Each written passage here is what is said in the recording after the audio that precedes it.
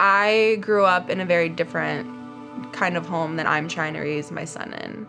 And there was a couple who they delivered prescriptions, Mr. and Mrs. Jackson. They knocked on the door and they delivered prescriptions, and then they seen me and they started talking to my mom, and they ran a church bus. My mom seen that as a good opportunity for some free time, so she sent me to church as a babysitting service, and I loved it. I loved Sunday school. That was the best. Like, I don't remember much of my childhood, but I remember church.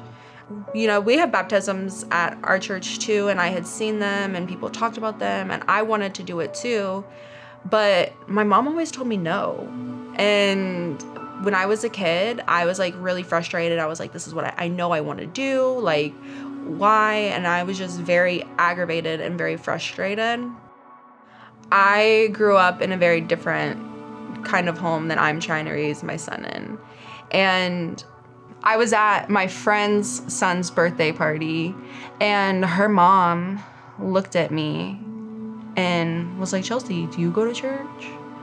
And after running for 5 years, I felt the Holy Spirit speak to me, and he said, are you tired yet?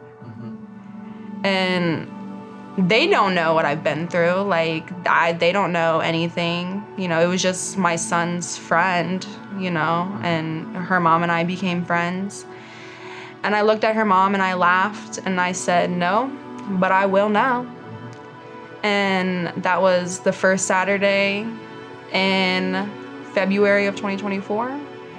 And I woke up, and for the first time, I actually followed through with going to church.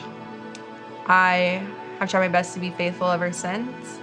And then I knew my friend Tiffany was coming to town. She was praying for me for 5 years. And when I tell you I ran as fast as I could in the opposite direction. It had been a year since I started coming. You know, I had completely changed my life. I was like, it's time. I was like, Tiffany can be here. Like, if anybody needs to see me get baptized, it's Tiffany. She needs to know that her prayers worked, and like to not give up, because prayer is powerful. I know that I need, you know, help. So I had asked DJ, I was like, is there any couple in here that would, you know, could be a mentor for me and my son to like help us? And I thought that I was getting somebody for my son, and they are definitely so great, but God gave Mona and Jay to me. And I'm sorry. They have been so amazing. I would not be as strong in my faith if it wasn't for Mona. When I had my baptism and I asked her to baptize me, like, that was when it clicked. Like, I needed to come home because God put her in my life for both of us, but mostly for me, so she could mentor me into being a strong woman of Christ. So I knew that I was gonna have the surgery in April, so that wasn't a big deal. Like, that was pre-planned for a while. I just didn't plan for anything else after the surgery. Literally exactly a month after my surgery, I was in a car accident. I was going to my friend's house to dog sit for her, and somebody did a dead stop on the highway, and the impact from the seatbelt opened my incision a little bit. I had to, you know, take a little bit more time off of work to heal back from that. And then I didn't have a car, and I drive Lyft. I came to church one Sunday, and I didn't have a bag, like, to carry my stuff in. I just, you know, I had my Bible, I had my notebook, I had my pens. I walked in with my car key, and I walked out without it. And I could not find the key. I ended up getting the key replaced, and it cost me $500. And I reached out to Mona, and I was like, is there anybody, like any service, anything at this church that can help me? Because I know that the church is there to help and they want to help. So Mona, she gave me the contact of Mary, and I called her and I just asked.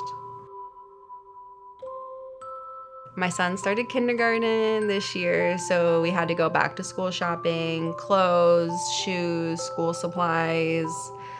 And then after that, we went to Costco because it's in the same parking lot, and she just allowed us to get, all of the staples for our house, the laundry detergent, paper towels, toilet paper, soap. I got my son snacks to pack for his lunch.